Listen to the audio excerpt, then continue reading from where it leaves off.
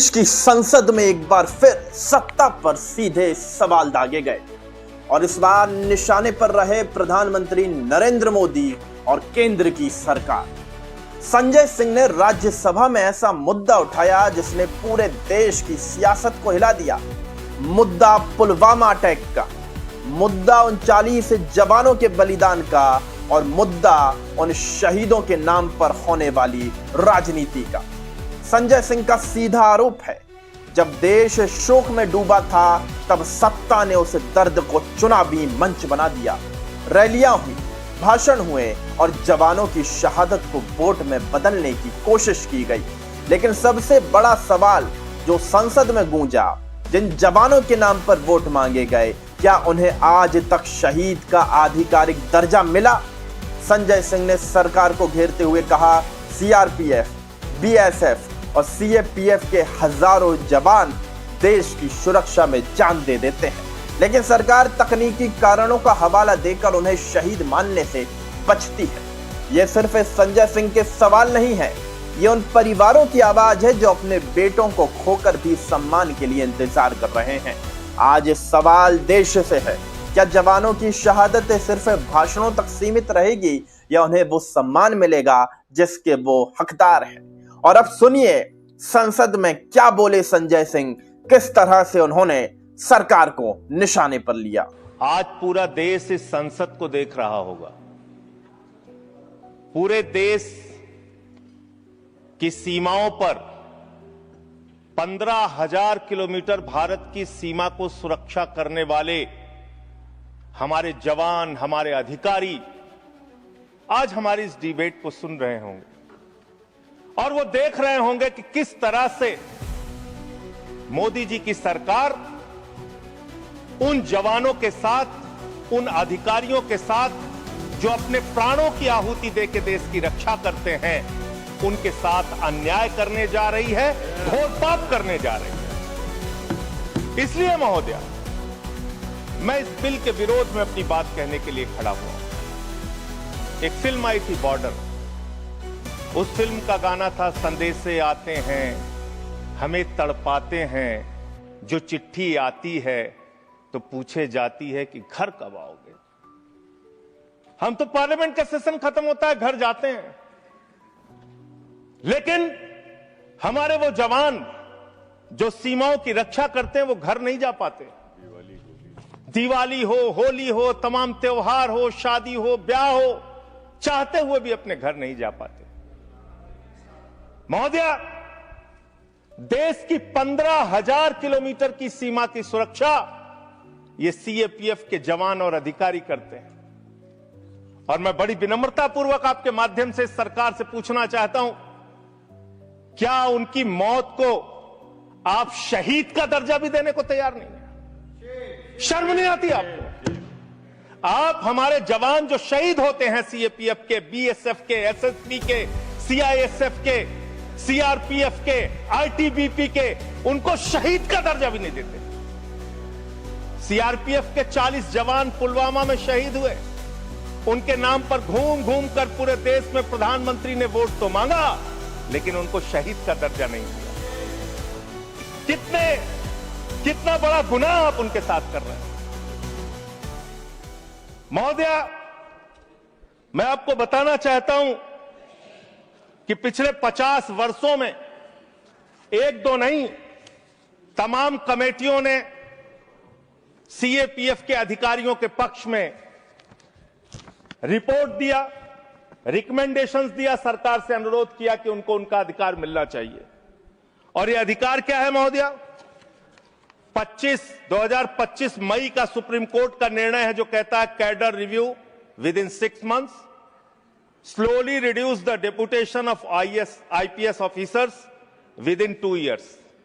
ये सर्वोच्च न्यायालय का निर्णय है, कोई हमारे घर से निकला हुआ निर्णय नहीं मान्यवर। और ये सर्वोच्च न्यायालय का निर्णय महोदया, ये लोग बदल रहे हैं, ये पूरा देश आज देख रहा है इनको। इसके पीछे कारण क्या है? वो कहते हैं कि पे लेवल 10 पे गजेटेड ऑफिसर्स के रूप में आईपीएस भी भरते हैं, यूपीएससी का एग्जाम पास करते हैं, और जो सीएपीएफ के अधिकारी हैं वो भी पास करते हैं। इसके आधार पर निर्णय आया। और 6 जो अलग अलग कमेटियों की रिपोर्ट आई। 1970 में एलपी सिंह जो सेक्रेटरी एमएचए थे, उन्होंने कहा finding avenues of promotion for officers of the IPS can not be the overriding objective. It would be very harmful to the morale of the force if in our anxiety to put IPS officers as commandants, we were to deny promotion to experienced officers who have worked hard and proved themselves. फिर दूसरी report आई 66 से 77 में KF Rustam जी की first director general BSF. तीसरी report आई V G कानेतकर की 1966 में. फिर चौथी रिपोर्ट आई 2008 में आईएमएम अहमदाबाद की. फिर पांचवी रिपोर्ट आई 2015 में 7th पे कमीशन की. और 2 महत्वपूर्ण रिपोर्ट आई, मुझे लगता है चिदम्बरम साहब यहां नहीं बैठे होंगे. एक चिदम्बरम साहब की कमेटी की रिपोर्ट आई और एक एस्टीमेट कमेटी को चेयर कर रहे थे आपके आदरणीय पुरोधा भारतीय जनता पार्टी के पूर्व अध्यक्ष मुरली मनोहर जोशी जी. उनकी रिपोर्ट थी कि सीएपीएफ के अधिकारियों को प्रमोशन का वैसा ही मौका मिलना चाहिए जैसा कि आईपीएस अधिकारियों को मिलता है. ये मुरली मनोहर जोशी और पी चिदम्बरम जी की रिपोर्ट है. वो गृह मंत्री रह चुके हैं भारत सरकार के.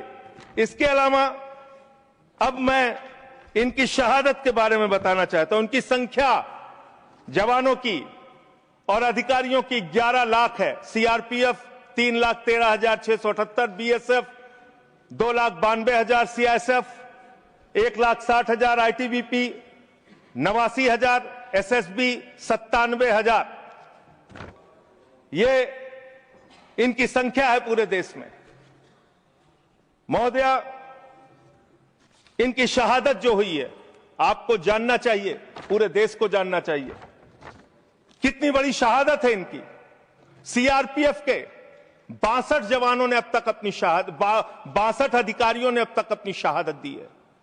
और सभी रैंक के अधिकारियों और जवानों को मिला दिया जाए तो 2290 अधिकारियों और जवानों ने अपनी शहादत दी है. बीएसएफ के 85 अधिकारियों ने अब तक अपनी शहादत दी है और 2014 सभी रैंक के अधिकारी और जवानों ने अपनी शहादत दी है. सीआईएसएफ के 1 अधिकारी ने अपनी शहादत दी है और 126 सभी रैंक के जवान और अधिकारियों ने अब तक अपनी शहादत दी है. आईटीबीपी के 13 अधिकारियों ने अब तक अपनी शहादत दी है और 182 सभी रैंक के अधिकारी और जवानों ने अब तक अपनी शहादत दी है. एसएसबी के 5 अधिकारियों ने अब तक अपनी शहादत दी है और सभी रैंक को मिला लिया जाए तो 51 अधिकारियों ने और जवानों ने अब तक अपनी शहादत दी. वीर गति को प्राप्त हुए. उनको तो शहीद आप मानते भी नहीं हैं. महोदया, मैं कुछ बड़े हमले जो देश में हुए उसको बता के, जब 2001 में भारत की संसद पे हमला हुआ, यह संसद अगर सुरक्षित है तो हमारे 19 सीएपीएफ के जवानों की बदौलत सुरक्षित है. 9 जवानों ने अपनी शहादत दी. मुंबई अटैक में 160 जवान और लोग अपनी शहादत दी. कश्मीर में 2014 में 20 जवानों ने अपनी शहादत दी. 2014 में वेस्ट बंगाल के एक्सप्लोजन में 2 जवानों ने अपनी शहादत दी. 2015 में 10 पुलिस फोर्स के लोगों ने अपनी शहादत दी. पठानकोट में 7 जवानों ने अपनी शहादत दी. 2016 में उड़ी अटैक में 19 जवानों ने अपनी शहादत दी. अमरनाथ के अटैक पे 7 जवानों ने अपनी शहादत दी. सुकमा अटैक में 9 सीआरपीएफ के जवानों ने अपनी शहादत दी और 2019 में 40 सीआरपीएफ के जवानों ने अपनी शहादत दी. पूरे देश में उनके नाम पे आपने वोट मांगा लेकिन उनको शहीद का दर्जा आज तक नहीं दिया. महोदया, कब से इनका मामला चल रहा है और कितना खेल आपने किया इनके साथ.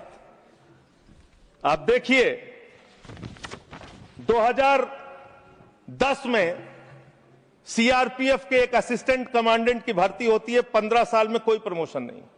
बीएसएफ के एक जवान की असिस्टेंट कमांडेंट की भर्ती होती है. 13 साल में कोई प्रमोशन नहीं. और एक आईपीएस अधिकारी की 2012 में भर्ती होती है. 15-13 साल में 4 प्रमोशन उसको मिलते हैं. हम आईपीएस के प्रमोशन के खिलाफ नहीं है, लेकिन सीएपीएफ के अधिकारियों को प्रमोशन क्यों नहीं, ये तो कम से कम आपको बताना पड़ेगा.